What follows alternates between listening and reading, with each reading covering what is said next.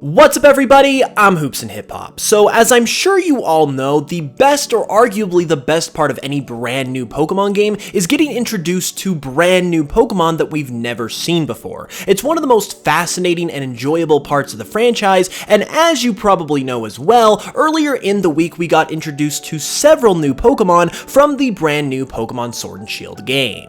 It just so happens that up to this point, we have been introduced to 10 brand new Galar Pokemon so far, and because of that nice even number, I thought it would be fun to go ahead and count down my top 10 brand new Galar Region Pokemon that we've seen so far. Now, I do want to preface this list by saying that I actually really like all of the Pokemon, so I really don't have one that I dislike or hate in any way, but because of the nature of a top 10, I'm going to have a least favorite, but just keep in mind that I'm not really hating on any one of these Pokemon, because I actually think they're all really good. With all of that being said though, why don't we go ahead and just get into it. These are my top 10 brand new Gen 8 Pokemon that we have seen so far.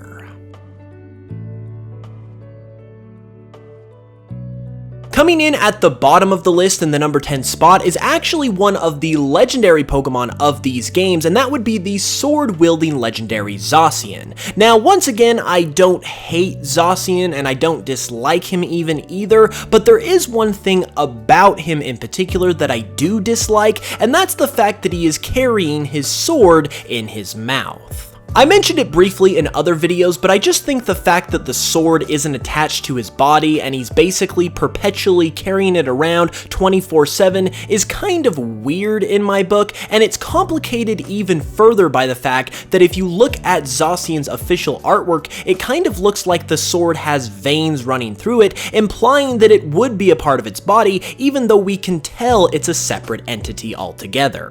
That was one of the very few things that I could say that I disliked about the entire Direct altogether, so for that reason, Ossian had to get the number 10 spot. Coming in at the number 9 spot is GRU Key. Now, I hope any of you in the GRU Key gang will hear me out before you tear me apart, because I do really like GRU Key, and in fact, I like all of the Galar starters once again. I think they're all really good. But when it comes to GRU Key, when it was first revealed, I kinda had to warm up to its design. It really did not appeal to me at first glance, and I kinda had to get used to its appearance before I could appreciate it. And I can definitely say I like it a lot more now than I did back then, but there is still kind of that feeling of the 3 Galar starters, it's probably my least favorite, and there are some other Pokemon in general that were recently revealed that I like more as well, so it just ended up at number 9.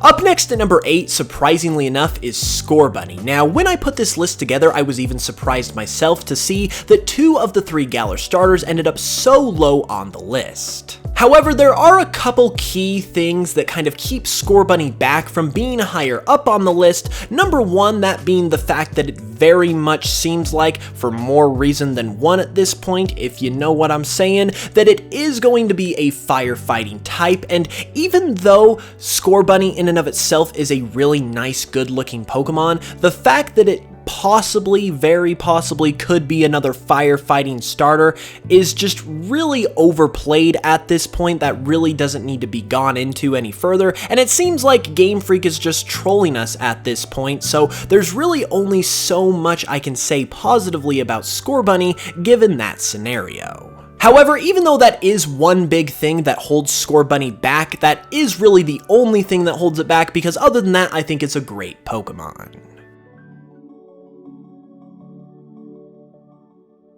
Coming in at the number 7 spot, we have the other box art legendary of these games, Zama Zenta. Now, the interesting thing about the 2 box art legendaries is that they're obviously probably 2 of my lesser favorite Pokemon that we've seen overall. Once again, I'm not saying that they're bad, but I just found it interesting that I wasn't really as keen on the legendaries, the most important Pokemon in the games, obviously, as I was the more common Pokemon of the region. However, Zama Zenta is still really cool. I love how they incorporated the shield aspect into its design, especially compared to Zacian, and overall I do think it's a really cool Pokemon, and I can't wait to learn more about it.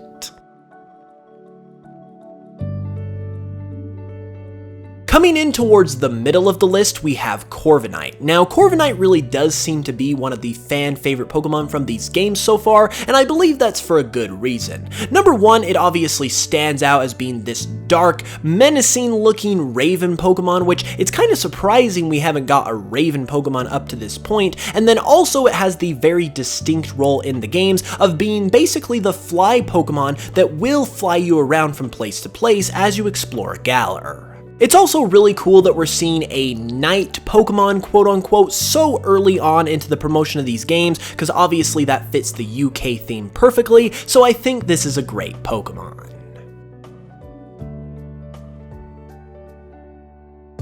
Smack dab in the middle of the list at number 5, we have Elda Goss. Now, I really like Elda Goss a lot because it takes the concept of being a grass-type plant Pokemon and combines it with these human feminine-like features perfectly. Obviously, it's based on some kind of cotton plant, but then it uses that cotton inspiration to kind of give it some more feminine characteristics as well, in having that bun beehive kind of hairstyle that's also reminiscent of English royalty as well, once again tying into the whole UK theme. I particularly love when two things that are completely unrelated come together to create a very seamless and natural looking Pokemon design, and Elda Goss does that perfectly.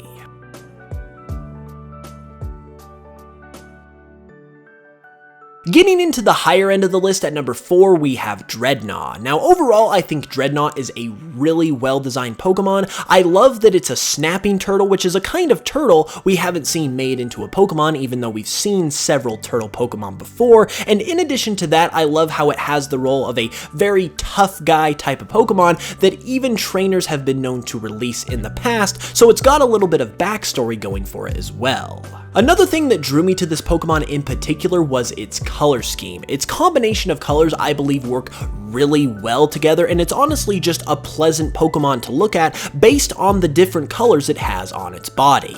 I just think it has a really high quality design in every sense of the word, and so it definitely earns that number 4 spot.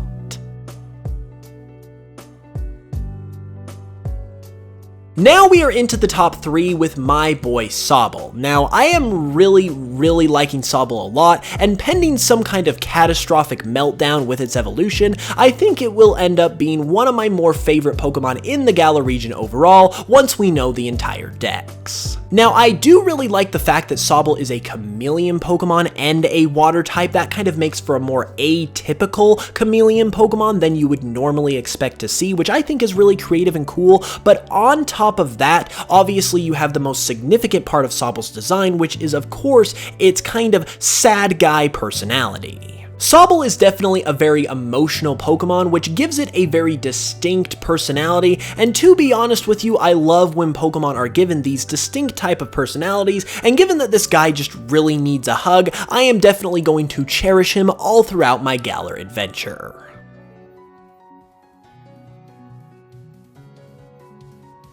And coming in at the runner-up spot, this actually might be a bit controversial, but I have Woowoo coming in at 2nd place. Now, I know that Woowoo has taken the internet by storm and everyone loves him to death, and trust me, I love him too, but there are a couple things that put him in the number 2 spot as opposed to the number 1 spot.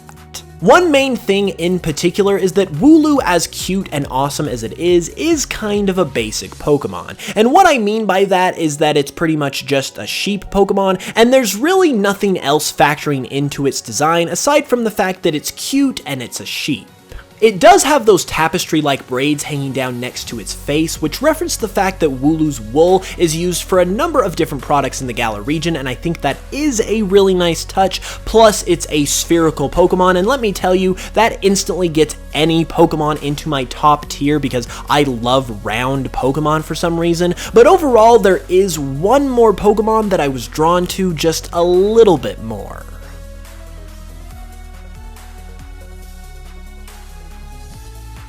And coming in at the number 1 spot, we have Gasafleur. Now, I really do feel like this is a bit of a unique pick because I really haven't seen anyone showing a lot of love for Gasafleur the way they have for Woowoo or Korva Night, for instance. But personally, I think it is indeed my favorite Galar Pokemon we have seen so far. When it was first revealed on screen during the Pokemon Direct, I kinda had this instant connection with it, for lack of a better term. And I think that comes from the fact that its color scheme of scarlet and gold and even that little bit of gray just instantly drew me to it and made me just captivated by it in general.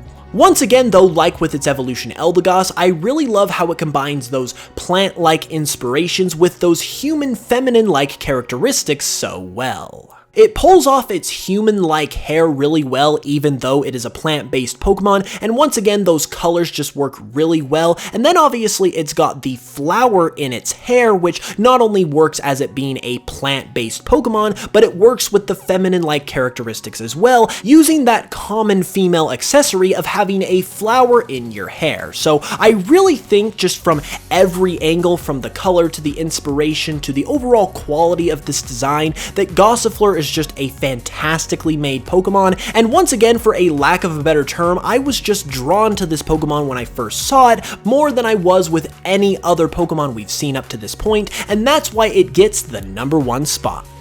And there we have it, everybody. Those were my top 10 Galar Pokemon that we have seen so far. Now, obviously, this is an opinion-based video, so if you disagree with my opinions, that's absolutely fine. Just let me know your thoughts and opinions in the comments below, and definitely show me your rankings because I want to know how you guys feel about these Pokemon as well. If you guys enjoyed the video, though, be sure to give it a like because it really does help out, and subscribe if you're new for way more Pokemon content every Tuesday, Thursday, and Saturday, including plenty more Sword and Shield content now that we have more information to work with. Also, if you'd like to further support the channel, there's a couple amazing things that you can do. First off, check me out on Spotify, give me a follow there, and listen to some of my Pokemon remixes there, because that directly supports the production of videos like this, and it is insanely appreciated. I can't tell you how much it means to the channel. Secondly, go over to the UCast Studios YouTube channel, link will be in the iCard, and check out my brand new Pokemon podcast. I'm doing it every Friday. We talk about a number of different things in Pokemon, basically just anything I want, and this last Friday we of course talked about Sword and Shield, and it's been a lot of fun, so I would really appreciate your support on that as well. With all of that being said though, I will be back actually on Monday instead of Tuesday next week, because Tuesday is E3 and Nintendo's conference is the same time I upload a video, so I don't want to compete with that, so I'm gonna go live on Monday for the next video instead of Tuesday, and we might have a Tuesday video depending on what gets revealed for Pokemon at E3, and then from there we'll continue with the normal schedule. With all of that being said though, I hope you guys have a fantastic weekend. Be sure to hit that notification bell so you don't miss any future uploads, and until the next one, as always, I hope you know I love you guys, and I will smell you guys later.